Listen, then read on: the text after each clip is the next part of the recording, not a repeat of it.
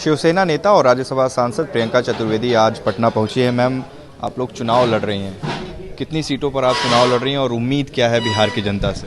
हम करीब 23 सीट पर चुनाव लड़ रहे हैं। शुरू में हमने 50 का टारगेट रखा था, पर क्योंकि हमने ये निर्णय ज़्यादा समय नहीं बचा था तब लिया था, इसलिए 23 करीब हमें कैंडिडेट्स दिए हैं। कुछ रिजेक्ट हो गए मेरे ख्याल से। हाँ, पर हमारी उम्मीद बस ये है कि बिहार की जनता ने बस इतने सालों से सिर्फ दो ऐसे नेता देखे जिन्होंने कहीं ना कहीं उन पे आरोप लगे हैं।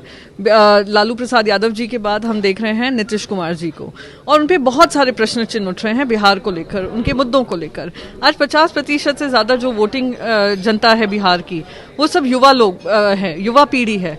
वो सवाल पूछ रही है कि उनकी नौकरियां कहाँ हैं, रोजगार कहाँ हैं। तो ये हमारे मुद्दे हैं। बिहार की महिलाएं सुरक्षित महसूस करें, रोजगार आए, उद्योग आए, और बिहार के जो युवा हैं उनको कहीं दूर दूर जाकर पढ़ाई करने का मौका ना मिले, यहीं पे आकर उनको सारे हर मौके दिए जाएं और हर अपॉर्चुनिटी और जो भी उनकी महत्वाकांक्षाएं हैं इन्हीं की धरती पे पूरी हों। तो लालू और अगर नीतीश दोनों बेहतर नहीं रहे, दोनों से अगर शिकायतें हैं, तो आप किसको विकल्प के तौर पर देख रही हैं? क्योंकि इस बार भी जो गठबंधन है, एक तरफ नीतीश कुमार है, दूसरी तरफ लालू यादव के बेटे तेजस्वी यादव हैं। आपके लिए विकल्प क्या है? हमारे लिए विकल्प यहाँ की 9 करोड़ जनता है, और उनके जो वादे हैं, जो उनकी उम्मीदें हैं, उनको लेकर हम अपने मुद्दों पे लड़ाई लड़ रहे हैं। अगर 30 सीटों पर आप लड़ रही हैं, सभी जीत भी गई, तो भी सरकार तो नहीं बनेगी ना आपकी। आप कोई तो एक सरकार, एक गठबंधन देख रही होंगे। ऐसा है, सारी चीज़ें इलेक्शन से पहले ही निर्णय नहीं लिया जाता है। किस तरीके से विकल्प निकलता है उसके आधार पर हम निर्णय लेंगे। अभी जिस तरीके की बयानबाजी हो रही है, नीतीश कुमार लालू यादव पर पारिवारिक हमले कर रहे हैं, तेजस्वी यादव का एक बयान चर्चा का विषय है जिसमें उन्होंने बाबू साहब का जिक्र किया। हालांकि वो कह रहे हैं कि वो सरकारी दफ्तरों के बाबुओं की बात कर रहे थे, विरोधी कह रहे हैं कि वो अपर कास्ट की बात कर रहे हैं। ये जो मुद्दे चल रहे हैं, बयानबाजियां चल रही हैं, कैसे देख रहे हैं? नहीं, देखिए, बिहार की जनता अब काफ़ी समझदार हो चुकी है। वो जानती हैं कि ये जाति धर्म के आधार पे ये चुनाव नहीं लड़ा जाएगा। लड़ेंगे तो हम मुद्दों पे लड़ेंगे। तो आप खुद ही देख सकते हैं कि बहुत कोशिश कर रहे हैं ध्रुवीकरण होने की, बहुत कोशिश की जा रही है पाकिस्तान को लाने की, हिंदुस्तान बनाम पाकिस्तान करने की, हिंदू मुसलमान करने की, दलितों की, ब्राह्मणों के साथ। ये तो इनका मैं मानती हूँ रोजी रोटी बन चुका है भारतीय जनता पार्टी का ध्रुवीकरण करने का। पर मुद्दे जो होंगे बिहार के, अब इस बार इश्यूज पे ही होंगे। सुशांत सिंह का मामला काफ़ी चर्चा का विषय रहा। ऐसा लगा कि बिहार और महाराष्ट्र के बीच ठन गई है, दोनों पुलिस आमने सामने आ गई। यहाँ की पुलिस महाराष्ट्र गई तो उन्हें क्वारंटाइन कर दिया गया। यहाँ के डीजीपी लगातार बयानबाजी कर रहे थे। महाराष्ट्र सरकार पर यह आरोप लगा कि बिहार के एक बेटे की मौत महाराष्ट्र में हुई और महाराष्ट्र सरकार उस पर राजनीति कर रही है।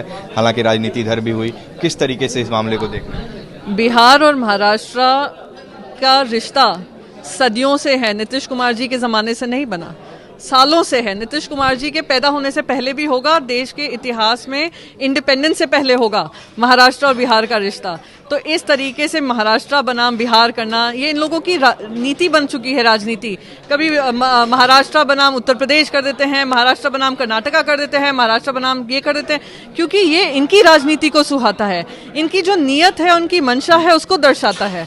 पर बिहार की जनता जानती है, और बिहार के करोड़ों लोग जो महाराष्ट्र में काम कर रहे हैं वो जानते हैं और परिचित हैं कि महाराष्ट्र की जनता उनके बारे में कितना प्यार रखती है, और उन्होंने उनका जो भी कंट्रीब्यूशन महाराष्ट्र को लेकर होगा, एक मौत को लेकर उन्होंने पूरे मुंबई पुलिस को बदनाम करने का काम किया, राजनीति करने का काम। पार्टी पर वैसे भी पहले भी बिहार और यूपी के लोगों के खिलाफ होने के आरोप लगते रहे, जो कामगार यहाँ से जाते रहे हैं। तस्वीरें हमने देखी हैं कि किस तरीके से उनको मारा पीटा जाता था, और सारा आरोप शिवसेना पर, बाला साहब ठाकरे पर लगता था।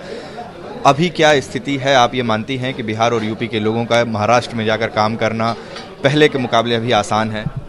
कितने साल पहले आपने ये देखा था? पूछ रही हूँ। 10-15 साल पहले ना, 10-15 साल पहले का सवाल अब आप मुझसे फिर से दोहराएंगे तो मैं मानती हूँ कि ये आप लोग शिवसेना के ऊपर अधर्म कर रहे हैं। और रही बात बिहार की जनता की, और बिहार के जो लोग वहाँ पर काम कर रहे हैं, कार्यरत रहे हैं, आप सभी से पूछ लीजिए जो लौटकर बिहार आए थे और वापस हम महाराष्ट्र आ रहे हैं।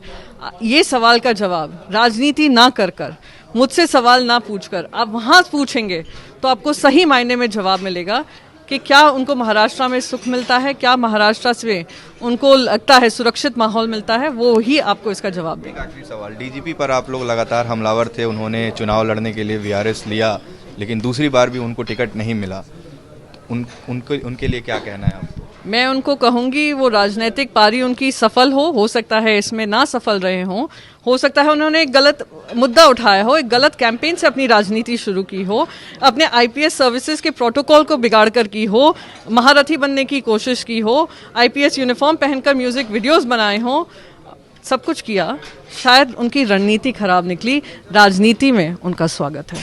प्रियंका चतुर्वेदी जो कि शिवसेना की नेता हैं और राज्यसभा सांसद, उनका कहना है कि बिहार में लालू और नीतीश के कार्यकाल दोनों ही सवालों के घेरे में है। इस बार बिहार की जनता मुद्दों पर वोट करेगी। हालांकि वो 30 से भी कम सीटों पर चुनाव लड़ रही हैं और ये देखना होगा कि अगर उनका कोई विधायक चुनकर आता है तो नतीजों के बाद वो किसके साथ जाती हैं।